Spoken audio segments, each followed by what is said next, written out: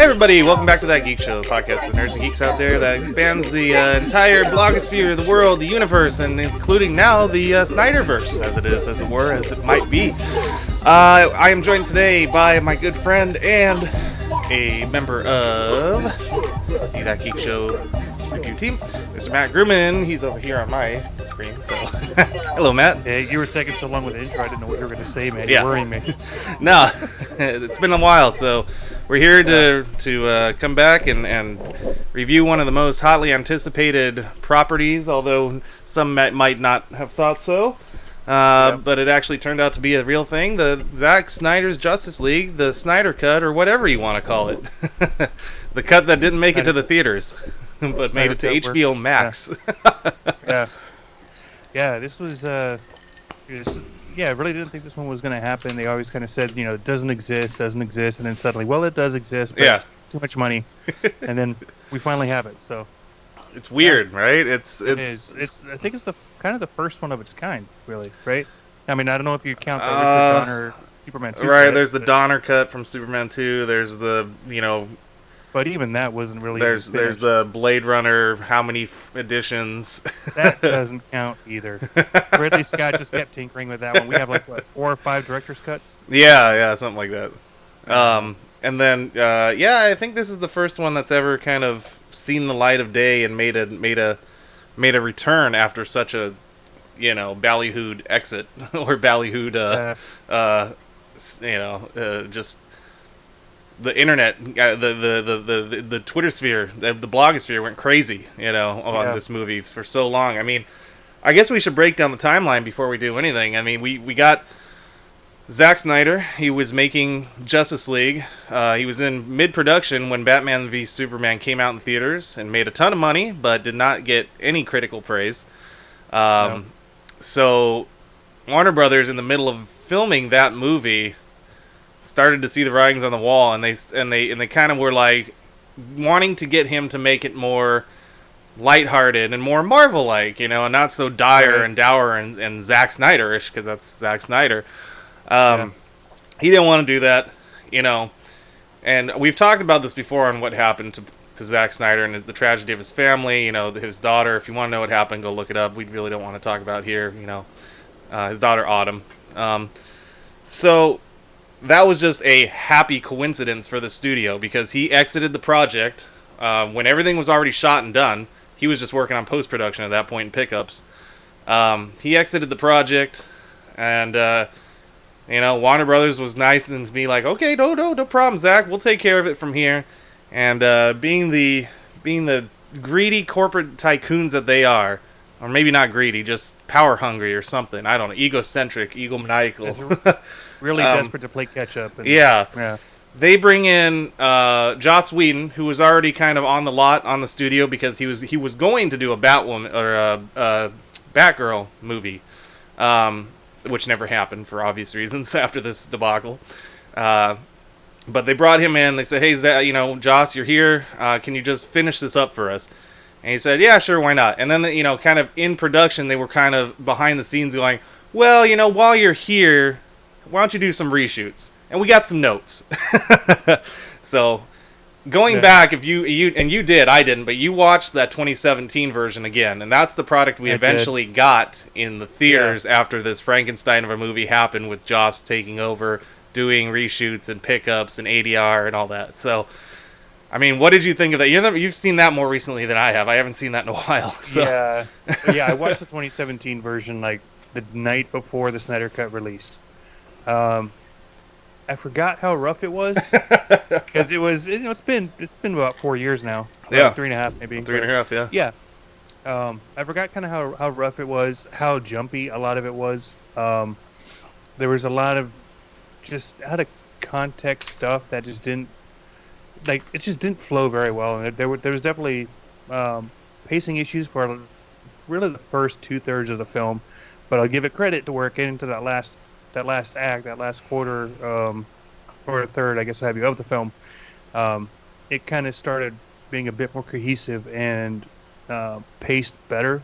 Yeah. It kind of ended it better than I think it probably could have or should have. So, pretty hard stumble, but it kind of it pulled itself together a little bit at the end, but it still wasn't a great final offering. Yeah. So what I remember from the from viewing, because we got lucky enough.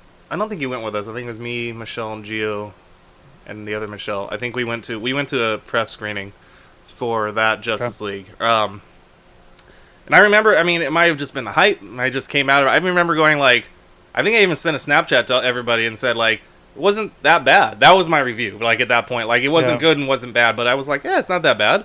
It's not as bad as everybody's making it to be or thinks it will be. I've only seen it twice. I saw it once in theaters and once it came to VOD. The good things I remember about it were, well, one of the things just got. We're from this point forward just going to go into spoilers before. Right. Well, I imagine this whole thing is spoilers anyway. So one of the things I really remember liking about 2017's Justice League is that fight in the middle of the movie that's kept in this version between the Superman and the League. I like it. I know it's schlocky. I know it has the least amount of stakes in the entire movie. You know what I mean? But I like that kind of stuff. The same reason I like Civil War. I like seeing the superheroes fight each other. It's just fun. Yeah. It's comic book fun, man. You know what I mean? So that, even the way. Oh, sorry. Go ahead. No, I know that, and the ending of that was changed because that was a pickup with the baby lips and he, holding Superman up in the air or Batman up in the air. But I like just the fight sequence, and then the other part I remember liking was the ending where not so much the stakes that happened or the way it happened, but just Superman and his demeanor coming back, and for the first time seeing Henry Cavill's version of Superman not be such a dour, sad, angry mess. Just it was a jovial, cracking jokes, and puns Superman. Like, I know not a lot of people want to see that in a Zack Snyder movie, but I mean, for that version of what happened, I thought that was cool. I was like, oh, it's Superman having fun, making jokes. He's still powerful, but he's like, I don't know. I like that. Everything else about the movie is garbage. So those are the two things that stuck out in my mind as like positives for that movie. Now going forward, so that's the timeline. That was 2017. So after that, the Zack Snyder fanboys and fangirls in the world got together collectively and decided, hey, we want to see Zack Snyder's version. This started literally after the movie came out, like January 2018. And it got a little bit of traction here and there, but it really didn't pick up any steam until Zack Snyder himself released a photo on what's that fledgling service he uses, that photo service he uses, that social media. I don't even remember. I don't know. Photo bucket? No, I don't know. I don't know what it is, but he uses the image of literally the cart, the track or whatever, the cart with the film in the cans on it, and he says, yeah, it exists, and then that was it. That was the floodgates that opened up the world. He knew what he was doing. I thought what it was something like the thing that started it was he released a photo of the black suit, didn't he? And then people were like, I don't know if that was first or second. Maybe you're right. I thought it was that. And then when the studio kept saying it doesn't exist, that was when he put out the reels. Like, no, it exists. You might be right. Yeah. So that, and then when that happened, that sent, that just turned it into overdrive, and everybody jumped on board with the hashtag and everything. So, you can go back and watch the podcast and listen to him. And I was a huge critic of that whole movement. I did not think ever this would happen, ever. And I was not angry at the people that are doing it. I'm like, look, I get it. I understand why you want this, but it's not going to happen. And I think the disconnect, I always say this when we talk about the Snyder Cut. I think the disconnect is I was never saying that a thing didn't exist. Like, yes, an assembly existed. There wasn't just a finished movie sitting on a shelf somewhere that he could just throw onto a theater, you know what I mean? That's the point I was trying to get. And I was trying to relay to people, like, in what world would you ever think Warner Brothers was going to give this guy money to finish this movie and make it a thing when they already have it? Why would they double their money? Then they already spent a ton of money redoing that one with Whedon coming in. So I was like, there's no way. So apparently this is the world that does it. And maybe Earth 2 didn't get it. You might be right, but I think it was the perfect combination and perfect timing of a pandemic happening when no movies were being released. They just had a brand new service come out called HBO Max that they're trying to get people to subscribe to.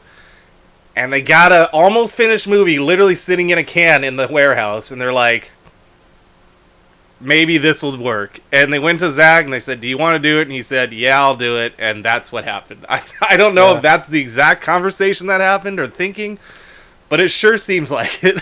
So yeah, well, I think too, having the cast tweet out the hashtag and everything too. Yeah, I mean, that was made a big difference. So Yeah. it wasn't just the filmmaker saying, "You guys need to see my own thing." It's like he had people in the industry that he worked with on the project. Like this needs to come to light because Right. this needs to be seen.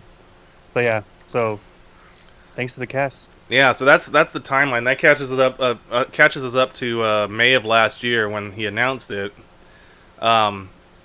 And yeah, just from that point on, we've just been seeing teasers and releases. We got them playing here on the screen on a loop from then until last week when it released. And Zack's tweeting little pictures and behind the scenes stuff here and there to get everybody hyped. All right, so yeah, let's talk about it. It was a 4-hour epic.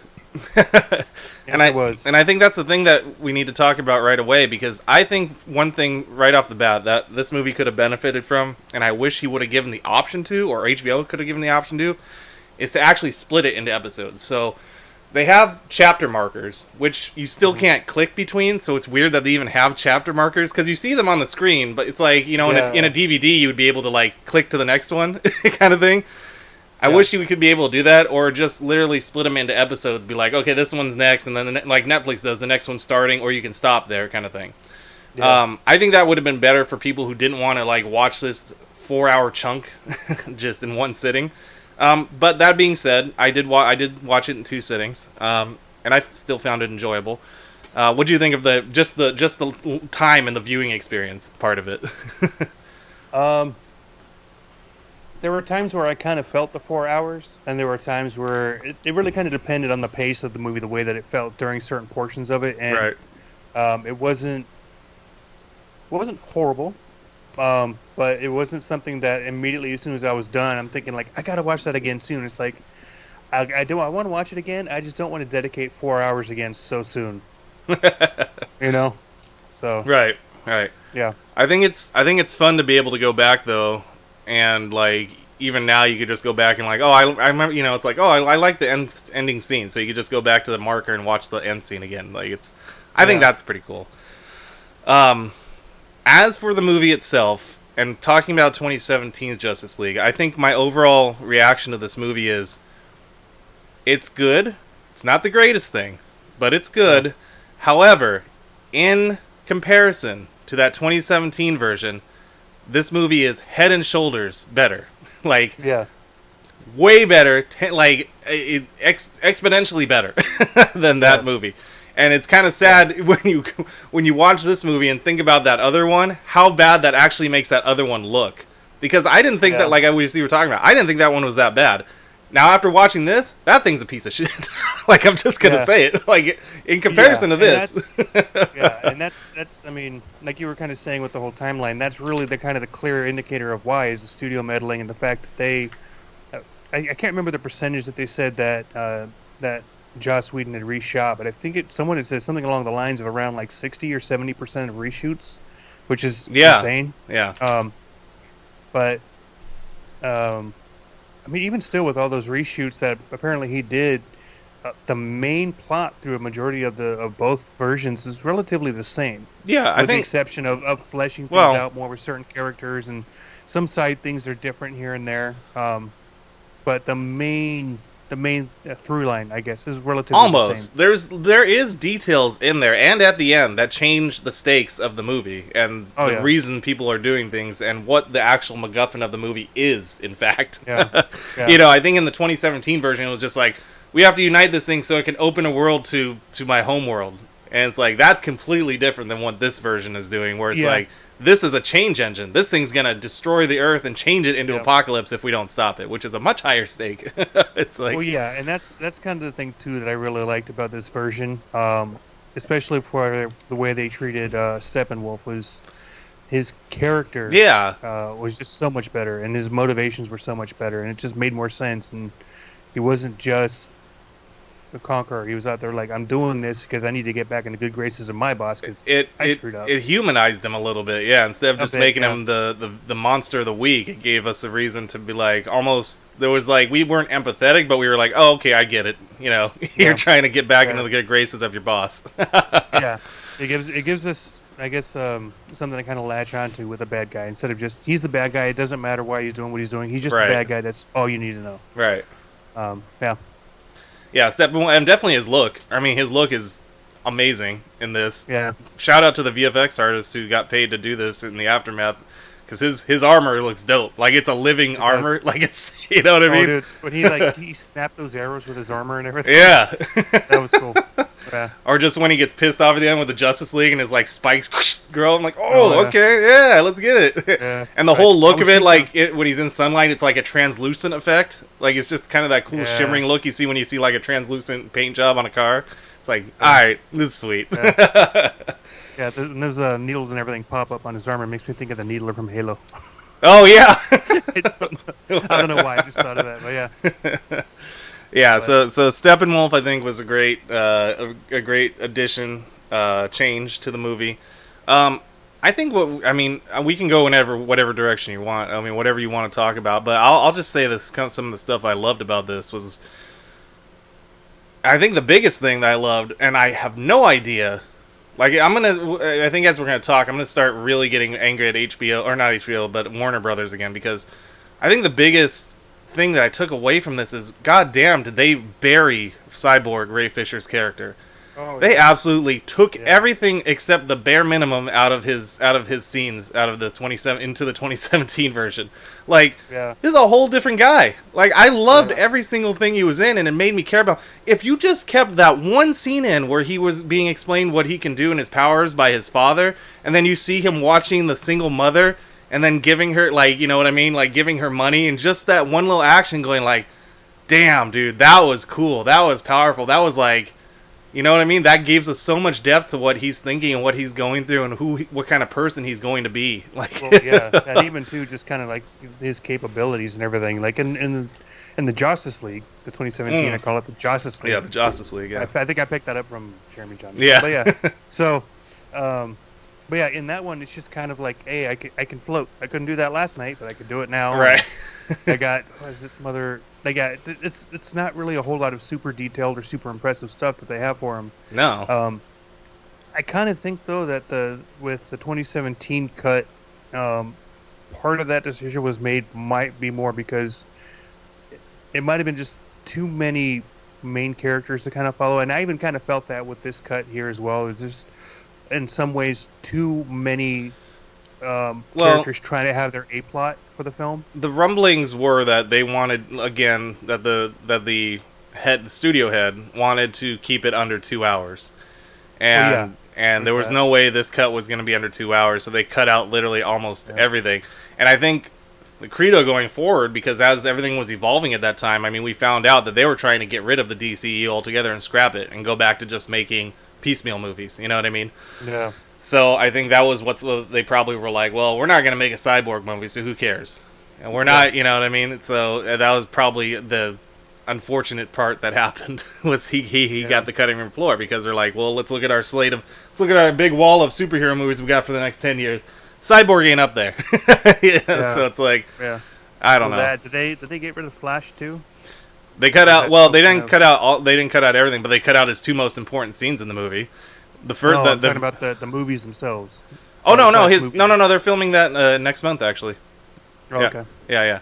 No, his movie's actually going to be really important, because they're bringing back Michael Keaton, and they're introducing the multiverse and all this stuff. So Flashpoint. Yeah, the Flashpoint movie. So okay, gotcha. Yeah. But yeah, no, even Flash in this movie, like, they cut out his two most important scenes. The very first introduction scene was fantastic, where you just get to see the scope of his powers and how fast he moves, and just the little touch when he touches the glass. That was such a cool effect. And then the ending scene, Jesus Christ, dude, the dude is like literally went into Speed Force and reverse time. I was like, you're gonna cut that out of the movie? Yeah, that was huge. Like, that was like, I don't know, that really kind of came after really the big kind of like WTF moment for the film, because it was like, Darkseid just won. Right. Everyone's gone. Everyone's like, this is basically the snap. You Yeah. know? Like even like it didn't really. It took me kind of a minute to realize like, dude, Superman's dead. Like everybody's dead, and then the Right. Flash just turns back time and brings them all back. So Right. yeah, that was.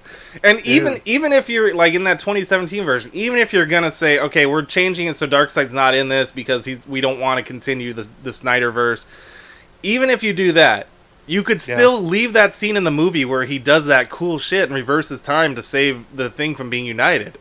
You know what I mean? Yeah, It's but like, then but here's the problem with that though is that they lessen the stakes for why they needed to be united. If it's just like I just want to open a portal I to my own world, guess, so I yeah, can you're get right. back, It doesn't then matter. it's like it doesn't matter. So that's why, yeah. So they kind of screw the pooch on that one anyway. I get it. I just, But being a Flash fan, he's my favorite character in the DC universe. Like, I was just like, my boy, how you massacred my boy. Like, yeah, so much cooler in this version, man. And you didn't need to have him saving a random Russian family that lived in a I'm glad they nuclear weren't in base. Like, and it makes more sense. It makes more sense that there's nobody trying to live next to Right. a burnt-out nuclear reactor in the middle of Siberia or whatever. I mean, I get it. The Russians are hard people. right. They're not stupid. And That makes no sense. I know why Joss did it. Like, he wanted to put something humanizing into the movie. You know what I mean? Like, oh, we got to show some funny stuff, but also these guys are being good guys and saving people. Yeah. Because as much as I love Zack for his movies he doesn't give a fuck about humans in his DC movies. He does He not, treats humans like they're fodder. Like, all he cares about is the superheroes. Like, He's kind of like the Michael Bay of like comic book movies, and Yeah. a little bit just kind of just big explosions and just damage and action. Yeah. well, forget the damage and action. How many slow-mo shots did we get in this movie, man? Yeah, that was a lot. It was the I most. think It was the most Snyder movie of all. Like, if we cut out probably about a third of the slow mo shots, that would have been about 10 minutes of the movie right there. yeah, just every time, man. Just Yeah. even when it comes down to just freaking the arrow. Like, alright, we don't need a 5-minute scene for them shooting an arrow into the void. Yeah. Or the singing Icelandic ladies that are thirsting over Aquaman with his sweater. I know. I know you guys were kind of making fun of that one. I kind of dug the vibe a little bit just because it kind of fit, and maybe it's just because I've been playing AC Valhalla too recently. But I mean, I guess I kind of dug the vibe of that for a bit. I think that could, again, a lot with this movie is that could have been a 30-second scene instead of a 2-minute scene. Yeah, but then like how I was saying in the chat too, where it's like Zack Snyder tends to go back to that kind of well a lot throughout the movie. Yeah. And it's a lot of putting in some kind of a song or some special kind of score music, yeah. to overemphasize a portion of a scene that he feels should have a certain emotional impact. It's like, don't do it too much because then it just loses its resonance. Right. It loses its gravitas. Don't do it. Right. Do it a couple times, but don't do it 6-7 times throughout the movie. Yeah. Yeah, so that's probably one of my only critiques of it is and I get it, it's a 4-hour cut. He's literally made it the most movie he could make it because that's what he did. He's just like, I'm going to put it all in there. Yeah. I think some of the other things that I liked that were good re-additions, as it were, to this movie, the Wonder Woman sequence in the beginning. When she's fighting, that was a lot better. Holy crap, That I was had a to lot go better. back because I'm like, this seems like a new scene, and it wasn't a new scene. It was just completely shot differently. Like, it was sped, like no, it was at the right speed. It was faster. It had more violence in it. Well, and I think a lot of what it was is that he probably just put the inserts back in that they more than likely took out. Yeah. Because with the Justice League cut, it just felt hokey. It kind of like it was one of those things that had me kind of rolling my eyes, like, dude, really? You're gonna have her like I get in the first Wonder Woman movie, she does block bullets, and a lot of it's not really like it's not fully automatic, machine gun fire that she's blocking, and that's kind of like you have an M1 Garand fires off, she blocks her, she dodges out of the way. But the way they set it up for the Snyder Cut version, leading up into that, makes a lot more sense because it shows that she's able to do that, which is several different guys, and she's like taking 4 or 5 different guys out in like 2 seconds. So cool, man. And You didn't need there was a couple slow mo shots, but for the most part, it was like real time. Like, I was like, whoa, this is what I want. This is cool. Like, this is the action I want. Exactly. Yeah. That was a really well done scene. And one of the it's a small thing, but kind of one of the things that I actually liked what they did with the Snyder cut version of that in the Justice League cut when she throws the briefcase up out of the museum, or the bank, it barely kind of gets above the roof and then explodes. Right. Like, wasn't that supposed to be enough C4 level 4 city blocks? Yeah. So in this one, they have her just jump way the hell up, probably higher than a skyscraper. Yeah. Still probably not high enough, but enough to where it's in purposes for the movie, you're like, okay, I can accept it. Yeah. But yeah, just small little detail changes like that. I'm like, okay, thank you, Zack. But then on the reverse, she gets back down inside and blows the fucking bank up. It's like, yeah, all right. Yeah. All those people in the room, they're not dead, but now they just have concussions. So she completely murders everyone, by the way. That guy that she blew up, you see on the back the blood stain on the wall when she threw a guy against the wall. Oh, yeah. And that going back to what I said, Snyder doesn't give a crap about humans. He just he doesn't care if his people murder everyone. Well, do you remember what he said about the kind of world his Batman would live in? And it's, if his Batman was in the prison that Christian Bale's Batman was in, Batman could get raped. Yeah, I guess so, right. So, yeah, I guess that's the Snyder world we have. Yeah, he's a dark dude, man. He's a dark dude. What were some... Go ahead. I was going to say, which is probably why Dawn of the Dead works so well, because that's just right up his alley. Right. But, 300. Yeah. Just 300, bloody, gory. Yeah. But, you were saying? No, I was saying, well, what are some of the other things that you liked about this edition, the additions to this movie, or the re-editions, as it were, the original versions? And in a lot of the same ways when he did with his Ultimate Cut for Batman vs. Superman, the way he draws things out more and explains more of the story and explains better character motivation, that's what I really appreciate about in this one here. Yeah, it stretches the film out from what probably could have been maybe 2 hours and 45 minutes to the 4-hour mark. And a lot of that's some of the unnecessary slow-mo and some of the unnecessary scenes that try to be more emotional than they really kind of need to be. Yeah. But the fact that he takes the time to explain more character and give more exposition and set things up better so that way they make sense in the grander scope of the story is what I really liked. Yeah, especially things like the bringing Superman back to life stuff. It's so much more, way better done in this version. Like, you actually understand what's happening. Because Cyborg gets a chance to explain what these things are, how he came into, how he was created. They're like, oh, it gave you life, maybe it can do this. Instead of the original version was just like, I don't know, maybe it can bring Superman back to life. Let's try it. Yeah, exactly. There's no setup for it at all. It's just like, and then... Although I was happy that they got rid of that the Aquaman and the Lasso of Truth thing, where he's just like, God damn, you're beautiful. Yeah, that's another Joss thing. The same that was another Joss thing with the whole Flash landing on Wonder Woman's chest in the fight scene. They, like, I love the dude, but he's got some weird choices he makes sometimes. It's like you're kind of cringy, and also that scene that was the Lois Lane Martha Kent scene that was in the 2017 version with the thirsty reporter. Remember that, where the guy comes in, he's like, "Hey, babe, what's your source?" It's not like over the top like that, but it was kind of like that thing, like, "Well, who is it? That one for some reason. Come on, just give me his name." And she's like, "Maybe she'll want to talk to me." He's like, "Oh, it's a girl." That's right. That's the stupidest scene, and this one it was so much better because it was just a heart to heart. Yeah. Well, and here's the thing too with that. That is a spoiler too with the new character. Right. So, which I didn't even expect either. Yeah, I didn't expect that at all. Yeah. No.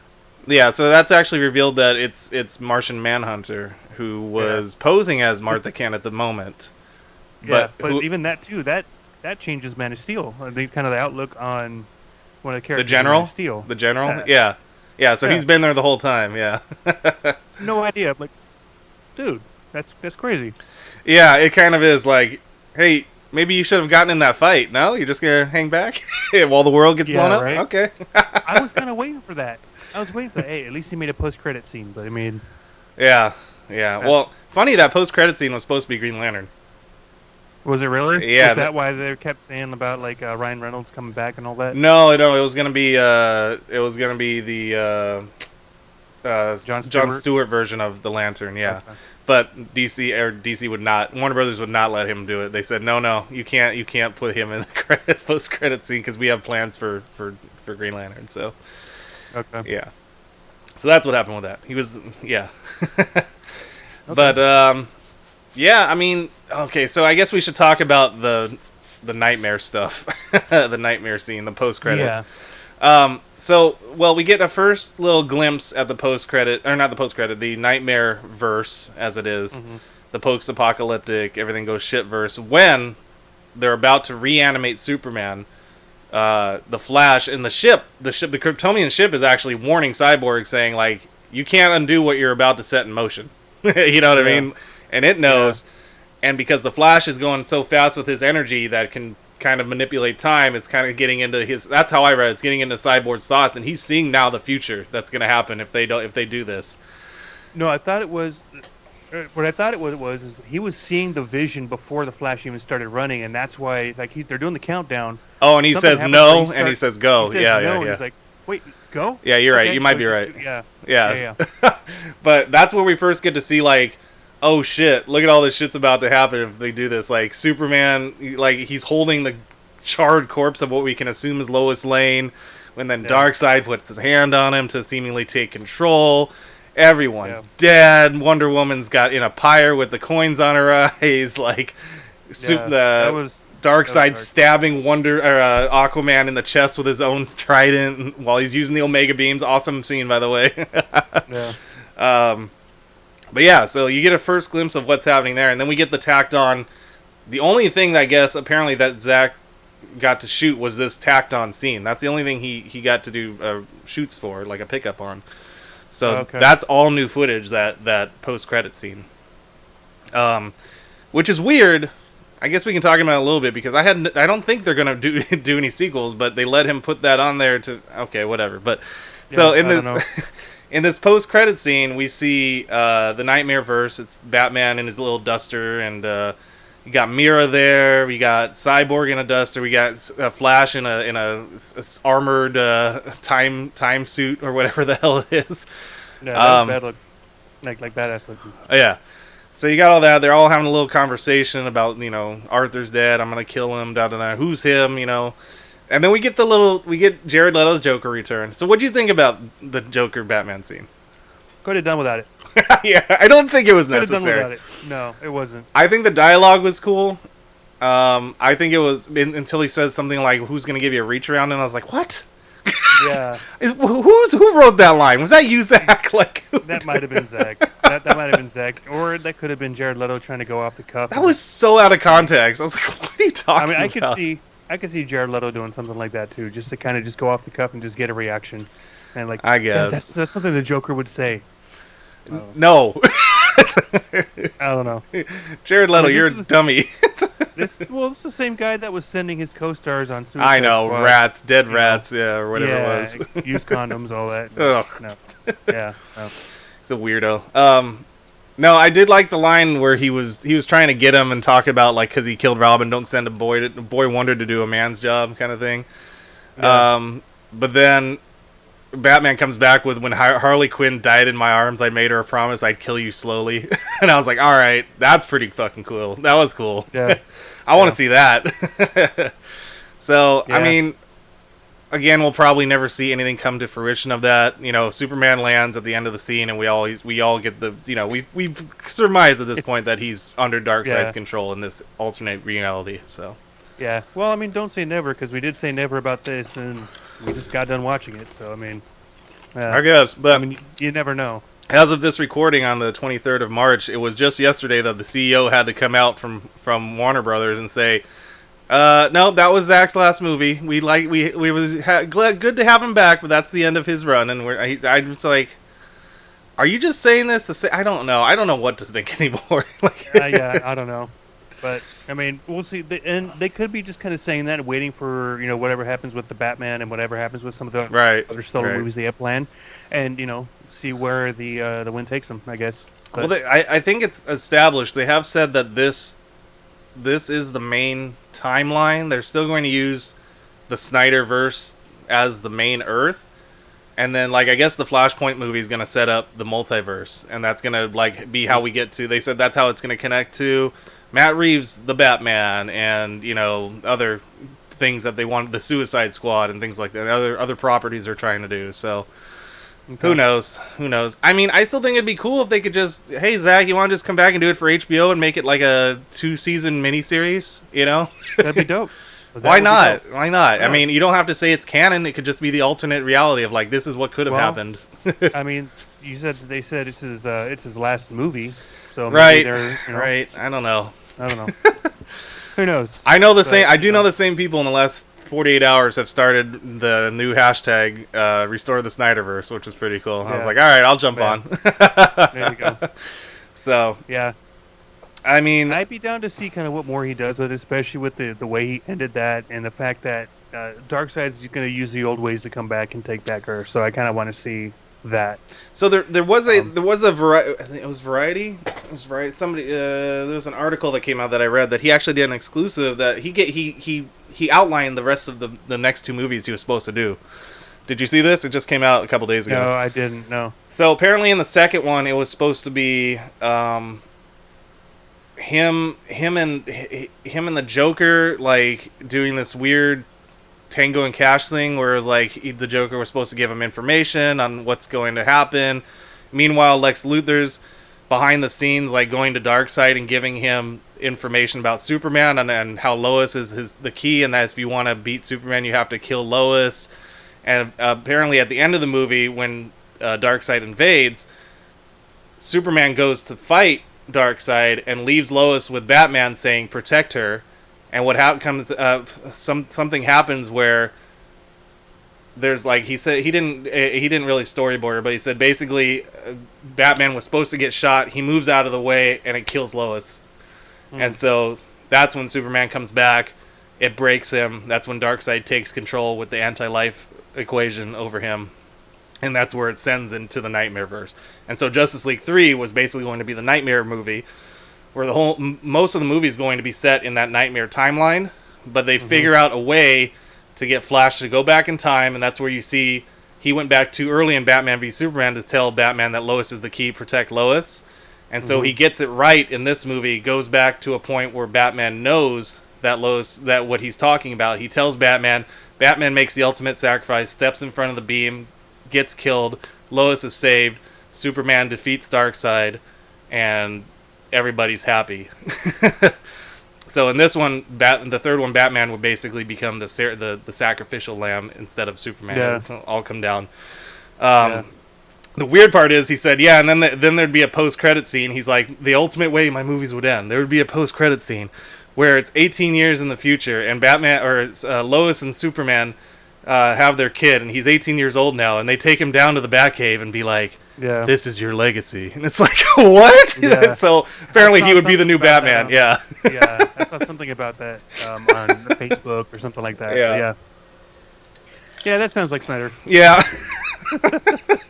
Just completely out of nowhere. Yeah. But I'd like to see, I don't care about that Batman end scene, but I would like to see the rest of it. Bruce. Just name the kid Bruce. That's fine. They did. Bruce Kent is the name of the kid. That's good enough. That's good enough. There's a new Robin or something, right? Just let him handle it. Yeah, I don't know. So, I mean, I'd still love to see that. That would be pretty cool to see in, like I said, a little miniseries for HBO Max. Just let them do it. Who cares? People are gonna buy it. People if you announce that would happen, everybody would keep their subscriptions to HBO Max because they would. Come on, man. Just do it. Just do it, Warner Brothers. Don't be a coward. I'm looking at you, Walter Hamada. Don't be a coward. Don't make the same mistake twice. But I guess that's it. That's everything we have to talk about. What would overall? What would you give it, Matt? What would you say? I'd say probably like maybe a 7.58. I think. Oh, fractional math. I mean, Well, because here's the thing: is like you're giving it the rating in context of what came before it, Right. the history of everything kind of leading up to it in terms like your Justice Cut, and then you have the history of just how everything happened. The fact that really this is a movie that kind of shouldn't exist given the way Right. things work in the industry, and also kind of the fact that we're looking a gift horse in the mouth. It's it's like they're giving us exactly what we wanted, and we're like, I'm going to give you my thoughts on what you just gave me. Right. It's like it's like I liked it. I think I do need to kind of go back and watch it again in parts and kind of have a bit more of a critical eye in a sense. But at the same time, I'm glad that we have what we have, and the fact that they really kind of set a precedent for the fact that the fans can have a kind of say in Good or bad? Because I hope that doesn't become a trend. Yeah, I mean, we did get this kind of did all start with snakes on a plane, I suppose. I guess, yeah. Because that was the internet crowd movie, I guess. But I think this is unique. I don't mean to cut you off. I'll let you finish. But I think it is unique just because he didn't get to finish the movie. No. You know what I mean? It's not like it's not like all of a sudden they're just reshot a whole new movie for the fans. Like, this existed. He never got to finish because of the tragedy in his family. And it was the studio that stepped in and made the shitty decisions that they made. Yeah. So I think that's how it's unique. Go ahead. I was just kind of thinking out loud. So thank you. Just want to say thanks to Warner Brothers for at least, doing your part to set this right. Yeah. And hopefully, don't screw over Zack Snyder. Even if it was greed motivated. Could be, yeah. Yeah. Yeah. But, I mean, yeah, because they needed something to kind of bring people into HBO Max. And, at the time, their lineup wasn't really doing it. No. Yeah. So yeah, just in closing thoughts for me, I'll just go back to saying it. Historically, I was the biggest critic of this whole movement of having this happen. I don't like when fans get to take control of what happens with a studio and just do fan casting and things like that. But again, this was unique. It was a thing. I came around to the movement and said, you know what, you're right. Even if it's good or bad, that's how I went into this movie. I was like, even if it's bad, he got to do it, and he deserves to get to do what he was told he was going to be able to do, and not have it butchered because he lost a family member tragically. That's what it all came down to. So I was like, all right, whatever. Just I'm here for it. I watched it. It was long.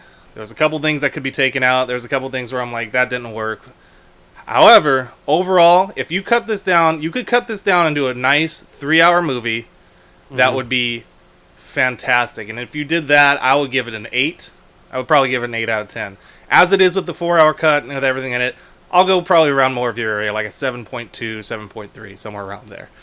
Okay. I think if you cut it down to that, if you get a nice, tight 3-hour chunk, and I'm sure somebody will. Everybody does this with fan edits online. Yeah. They'll do it. It's probably Ivan Ortega's next project. Take out all the unnecessary bloat and make it a tight 3-hour movie. I think you got a fantastic movie in here if you do that. Yeah. So that's my 2 cents. It definitely a must watch. If you watch this or listen to this without seeing it, then I guess you've been spoiled. But I mean, it's still worth it. I would still say, go do it. You know what I mean? Yeah. So. Yeah. So I think the only thing left now is start the hashtag release the Trank cut. No. Yeah. Yes. Let's do it. Let's do it. Hey, he said that there was a movie in there that was good, and the studio didn't let it happen. Josh Trank, I'm with you, brother. Or what's the other one that I saw somebody try to get going was the Suicide Squad. What was this? The Erik cut. The Erik cut. And then he jumped on it and said, "Why not?" I was like, "No, David, shut up!" Hey, do it. No, no, do it. No. I don't care. No, we got a better version coming this year. Okay, we got James Gunn doing it. That'll be fine. We'll forget about that terrible thing that happened a few years ago. Oh, all right. Well, that being said, I think we're going to get out of here. It's been a good solid 45 minutes. Matt, thank you for joining me. It's been fun. Yeah, thanks for having me. Yeah. We'll be back on the next one to talk more superhero stuff. Maybe once Falcon and Winter Soldier wraps up, we can kind of talk that and WandaVision that we never got to. So maybe we'll have a big Marvel episode on the next one. Sounds good. All right. For those of you out there watching, listening, go to That Geek Show on all the social medias, at That Geek Show on Twitter and Instagram and Facebook. Leave us a few messages on the post, or give some questions. Sometimes we do fan questions. We had a podcast where we actually had some fan questions we got to answer. That was fun. So do that. We will be back soon with some exciting news about a new website coming up and more content coming your way. Until then, you can find Matt on social media at Matt That Geek Show. You can find me on social media at Erik Lucas. And we will talk to you next time. Stay geeky. Bye-bye. Bye, guys.